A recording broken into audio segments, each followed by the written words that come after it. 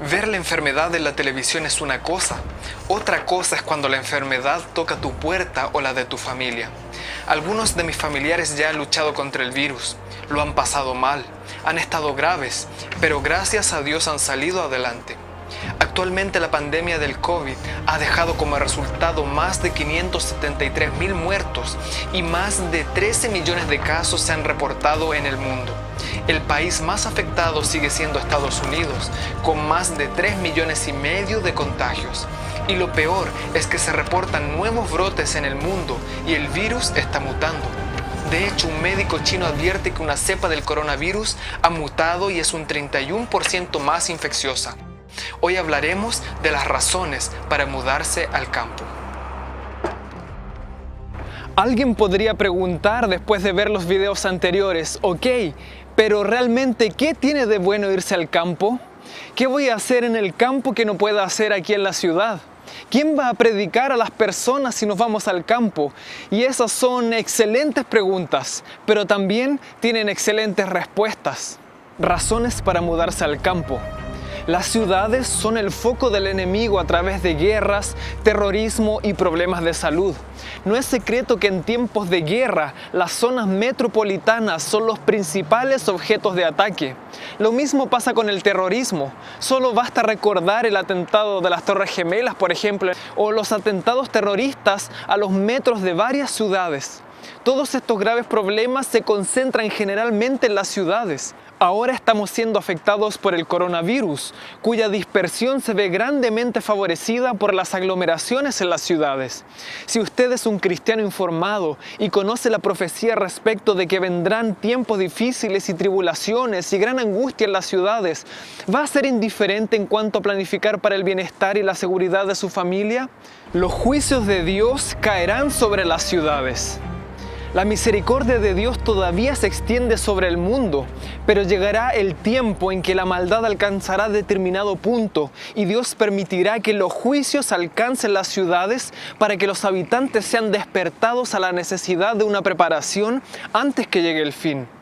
El Señor no desechará a los transgresores ni destruirá a naciones enteras repentinamente, sino que castigará a las ciudades y lugares donde hombres se han prestado para ser poseídos por los agentes satánicos. Las ciudades de las naciones serán tratadas con estrictez y sin embargo no serán visitadas con la extrema indignación de Dios, porque algunas almas renunciarán a los engaños del enemigo y se arrepentirán y convertirán, mientras que las masas estarán atesorando ira contra sí para el día de la ira. Las ciudades contienen los elementos de la autodestrucción. La vida en las ciudades tiene elementos que las hacen muy complejas y mientras más se aleje la gente del plan de Dios, más difícil será la vida en las ciudades. Uno de esos elementos es el hecho de que en las ciudades todos somos altamente dependientes unos de otros. Dependemos de otros para el suministro de alimentos, para la educación, para la salud, para el trabajo, para el transporte, etc. Cualquier problema que afecte a alguno de estos servicios en las ciudades nos afecta inevitablemente a todos y nos puede traer sufrimientos reales y graves consecuencias, como ya han traído en otros países. Por ejemplo, el suministro de alimento. Si cierran las fronteras por un tiempo suficiente, eso puede afectar gravemente nuestro suministro, porque somos dependientes de esta cadena. Si cae una pieza del dominó, nos afecta a todos. Otro ejemplo son las organizaciones laborales. Si las organizaciones laborales convocan un paro por cualquier motivo, nuestro trabajo se ve inmediatamente afectado. Ahora, si las organizaciones laborales tienen demandas que van en contra de nuestros principios, nos encontramos en una posición muy incómoda como cristianos. Por eso, las ciudades con sus problemas crecientes tienen los elementos de la autodestrucción. El campo ofrece oportunidades para difundir el mensaje. Creemos que este mundo va camino a la destrucción y la perdición. Tenemos la responsabilidad de dar a conocer a otros lo que acontecerá y ayudarlos a prepararse para la venida del Señor. Hay personas que no conocen el mensaje y es importante que entremos en sus comunidades y hagamos que la luz brille para ellos.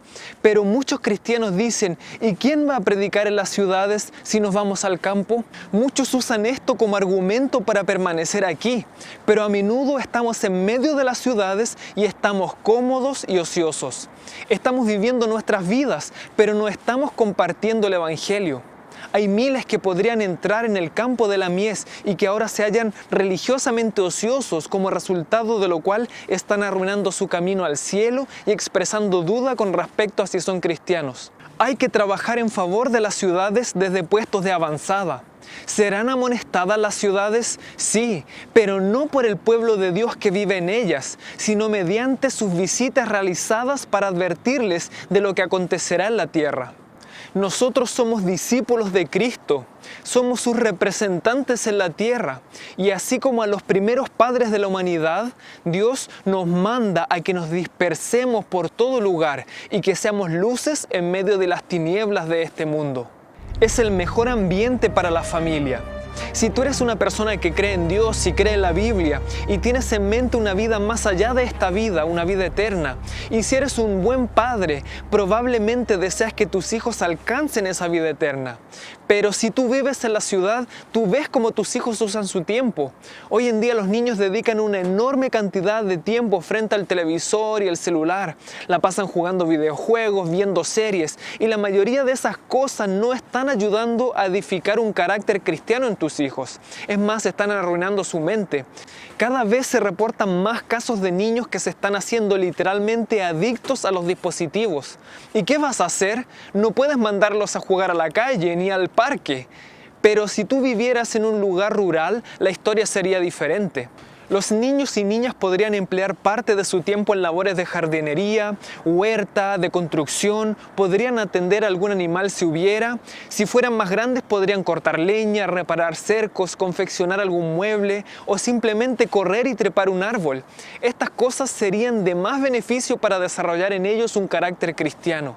En la vida rural, una familia creyente encontrará un ambiente que contribuirá a su propia experiencia cristiana. Ni una familia de cada 100 se beneficiará en el aspecto físico, mental o espiritual por residir en la ciudad.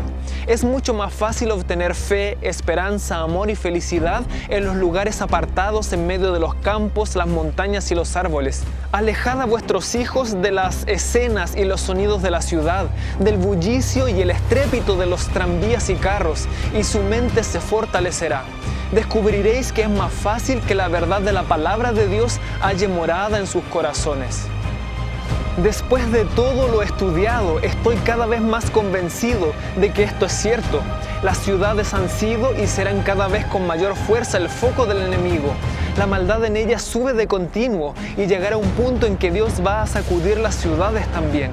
Las ciudades están tejidas de tal forma que tienen los elementos de la autodestrucción y serán una trampa para los cristianos. Además, hay muchas personas en pueblos pequeños que necesitan personas que les hablen de Dios. Y de todas formas, si quiero predicar a las ciudades, quienes principalmente las amonestarán no serán quienes vivan en ellas, sino quienes las visiten, tal como lo hacía Juan y Elías. Y finalmente, ¿qué mejor lugar que el campo para desarrollar el carácter y la vida espiritual de uno mismo y de la familia?